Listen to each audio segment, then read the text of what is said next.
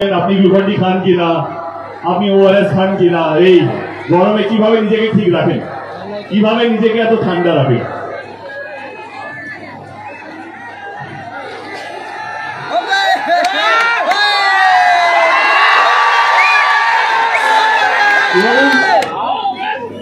বা যারা জানতে চান আমি কিভাবে ঠান্ডা থাকি, কিভাবে আমি এতগুলো প্রচার করছি এই গরমের মধ্যে, যা সেই মঞ্চে আসুক আর আপনাদের মুখের দিকে তাকান, বুঝতে পারবেন এই হাসি মুখ, এই চিৎকার চেঁচামেচি, যে কোনো ওআরএস, যে কোনো ভাত ডাল, যে কোনো সবজি তরকারি, মাছ মাংসের দিকে যে কতটা পাওয়ারফুল আপনাদের এই চিৎকার, আপনাদের এই ভালোবাসা।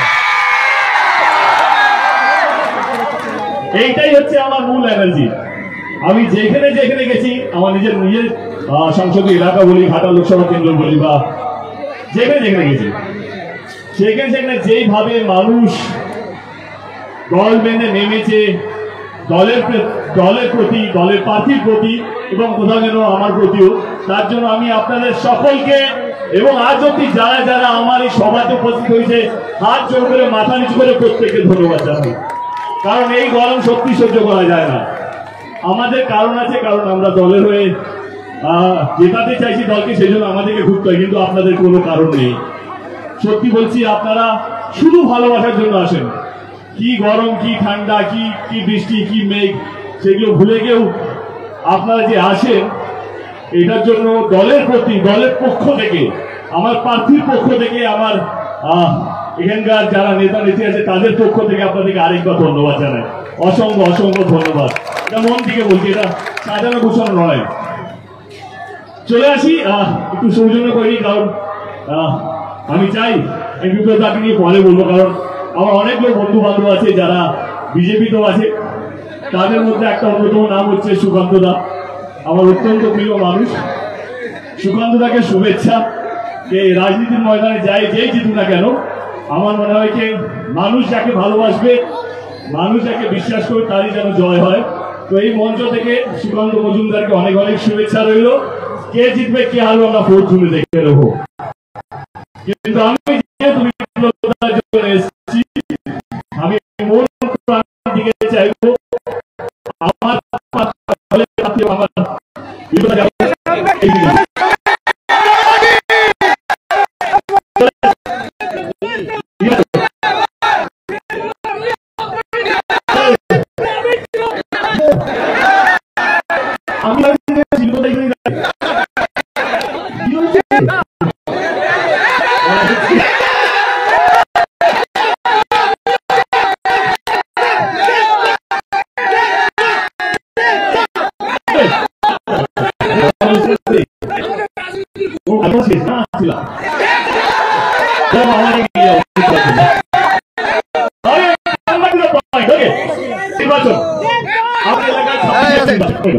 আপনাদের এখানে 26 এপ্রিল নির্বাচন। আমি বিশ্বাস করি, আমি কোথাও জোর করে বলবো না, কোথাও বলিনি আপনারা জোর করে আমার পার্টিকে ভোটটা দেবেন, ঠিক না? যাকেই না কেন, সে আমাদের দল, যাকেই না কেন, একটু ভাববেন সেই দল, সেই দলের প্রার্থী, সেই দলের কর্মীরা আপনাদের জন্য কাজ করেছে কিনা।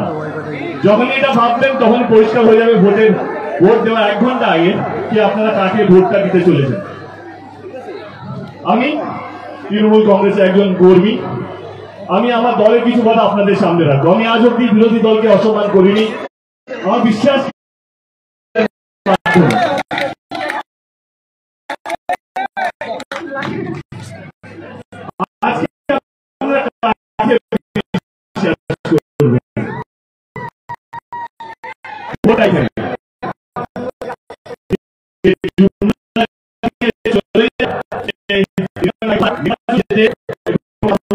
আপনাকে বাচ্চা খাওয়ার জন্য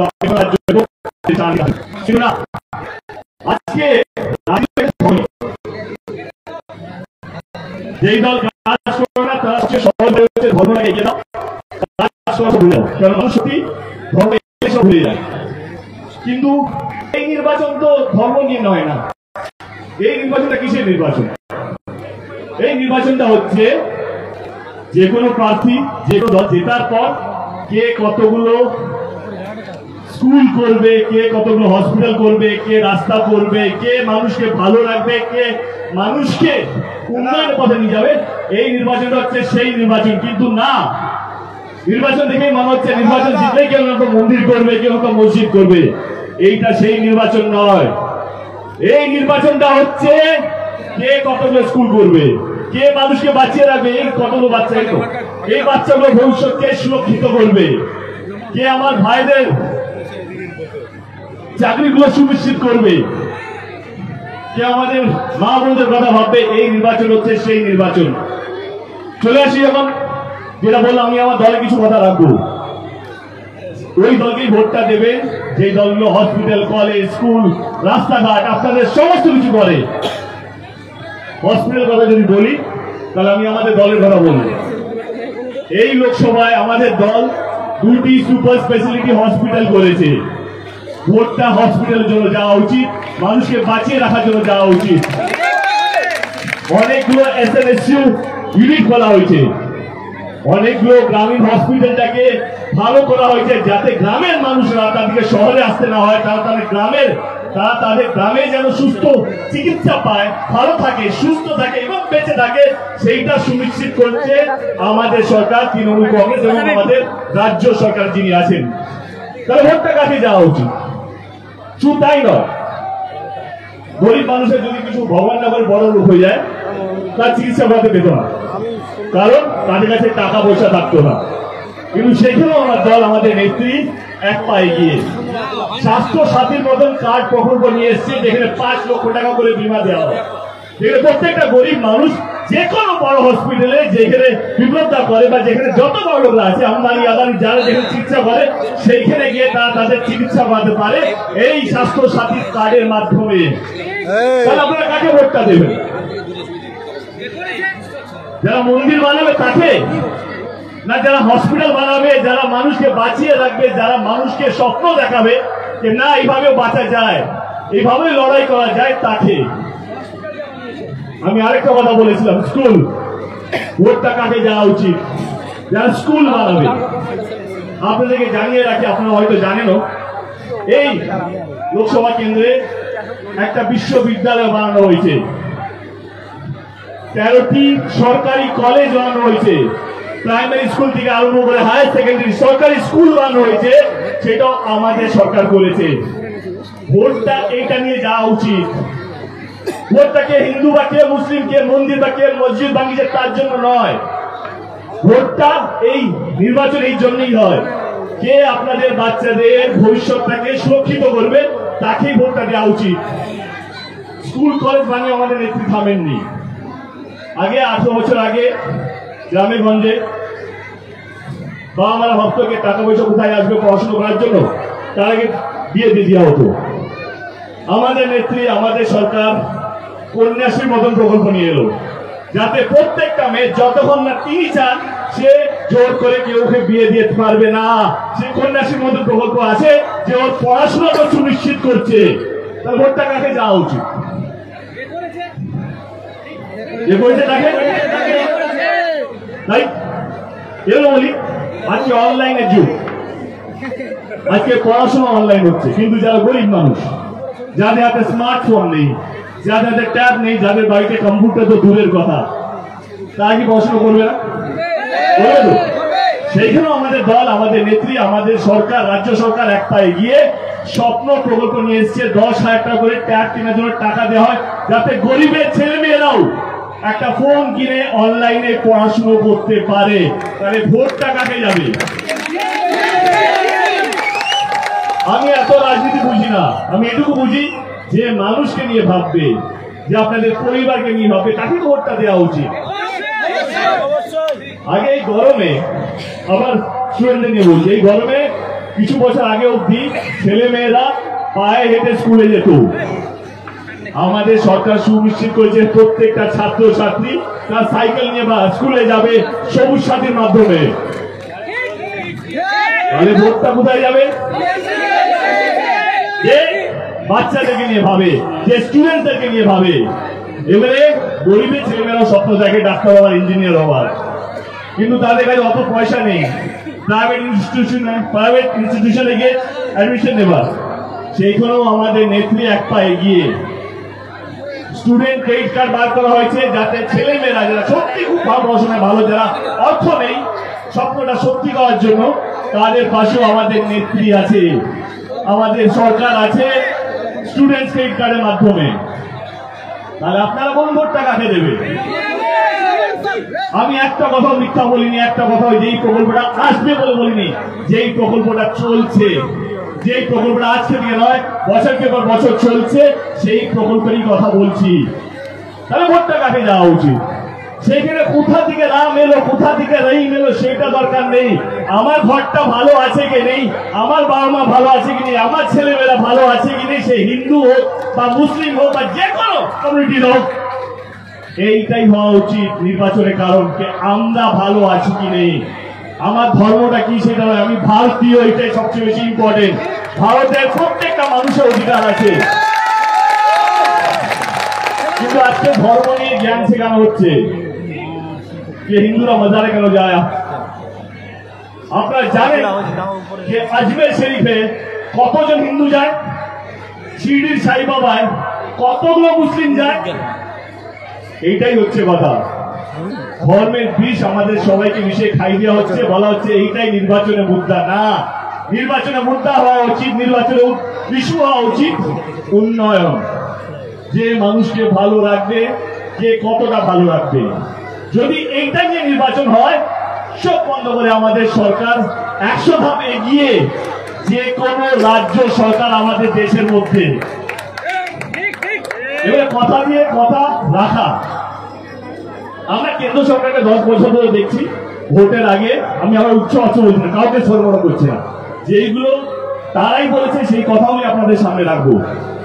তারা অনেক কথাই দিয়েছেন কেন্দ্র সরকার, কখনো বলেছেন 15 লক্ষ টাকা, কখনো বলেছেন এইটা করবো, কখনো বলেছেন ওইটা করবো। ভোট নিয়েছেন, জিতেওছেন এবং চলে গেছে, কিন্তু জেতার পর একটাও প্রতিশ্রুতি রাখতে পেরেছি কিনা আমার সন্দেহ আছে। কিন্তু আমাদের নেত্রী, আমি বেশি দূরে যাব না, আমি 2021-এই যাবো। আমি এখানে অনেকবার প্রচারের জন্য এসেছি, অনেকে বলতে আমি এসেছিলাম, ওরা জিতেছেন, তো আমার ভীষণ ভালো লেগেছে। জিততে কার না ভালো লাগে ভাই, এবং সেটা ডেফিনেটলি আমাদের নিজেদের দমে, আমার এখানকার কর্মীদের জন্য আমরা জিততে পেরেছি, এবং মানুষের বিশ্বাস, মানুষের ভালোবাসা আদায় করতে পেরেছে বলে জিতেছি। চলে আসে 2021-এর নির্বাচনের সময়, যখন করোনার তুঙ্গে লকডাউন সবে রিলিজ হয়েছে, নির্বাচনটা শুরু হয়েছে, তখন আমরা বিভিন্ন বিধানসভায় গিয়ে প্রচার করতাম।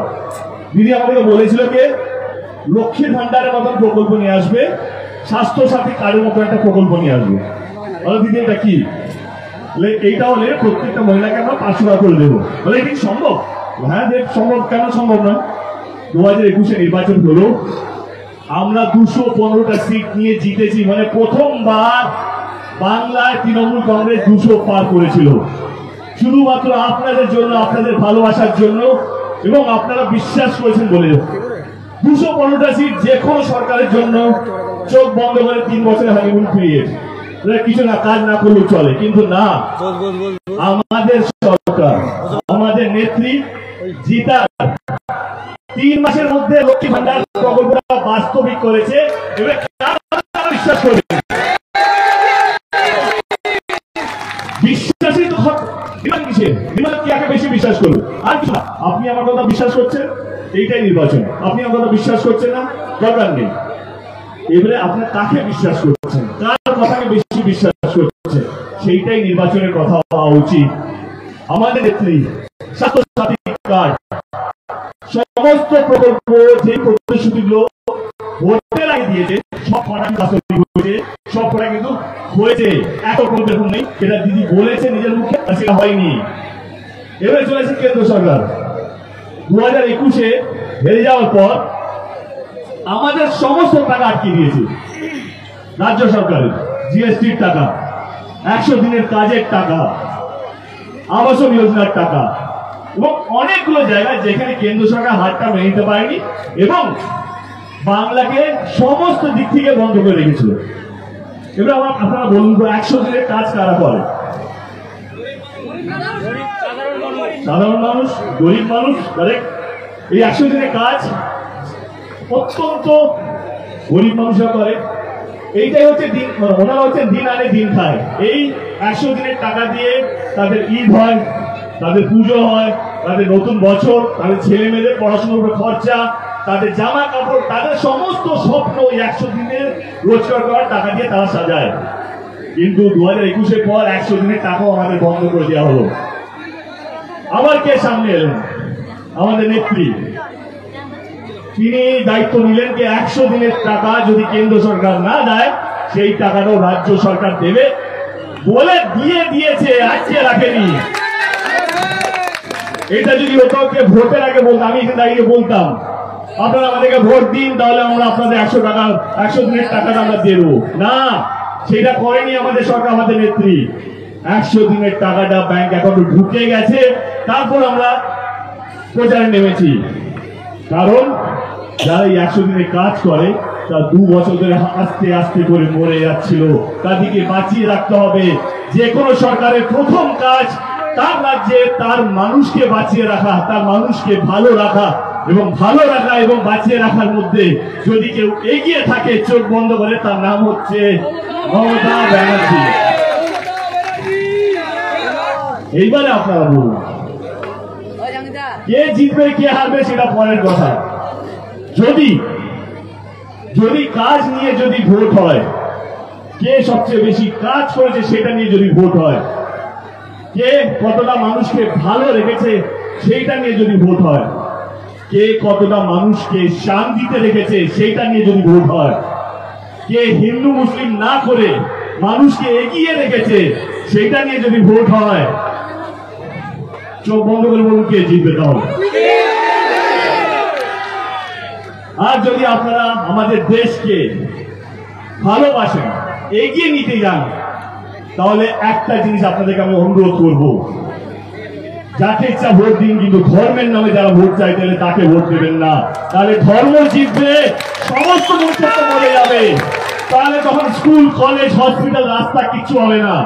বেঁচে থাকবে শুধু মন্দির, আর বেঁচে থাকবে শুধু মসজিদ, আর কিছু উন্নয়ন হবে না। আপনারা কি সেটা নির্বাচন করছেন 2024-এ? এই প্রশ্নটাই নিজেকে করবেন 26শে এপ্রিল যখন ভোট দিতে যাবেন, দেখবেন সবকিছু পরিষ্কার। আমি এখন 10-15 মিনিট 20 মিনিটের কথা বলেছি, রাইট? আমার কি একটাও শব্দ ব্যবহার করেছি যেটা অন্য প্রার্থীকে আমি বিরোধ করেছি, অন্য দলকে ছোট করেছি, কাউকে অসম্মান করেছি?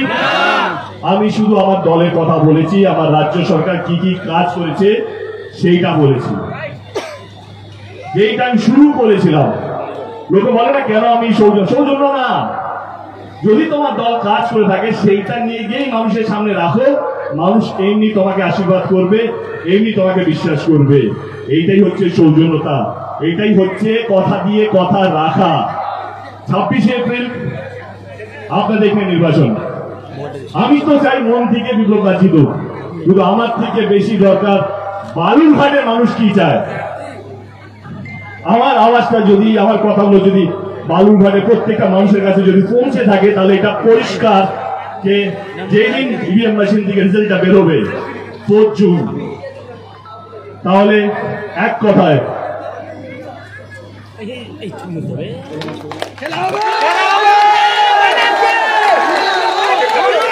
আমরা বিপ্লবটাকে সাংসদ হিসেবে পেতে চলেছি। ভালো থাকবেন, শক্তির পাশে থাকবেন, এবং শান্তিতে থাকবেন।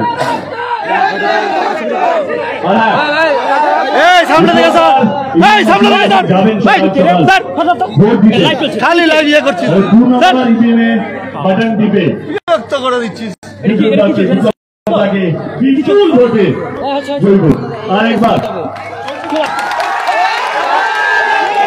ভালো থাকবেন। অসংখ্য ধন্যবাদ। প্রচুর গরম করেছে, নিজেদের লক্ষ্য রাখবেন। যেটার পর আবার দেখা হবে।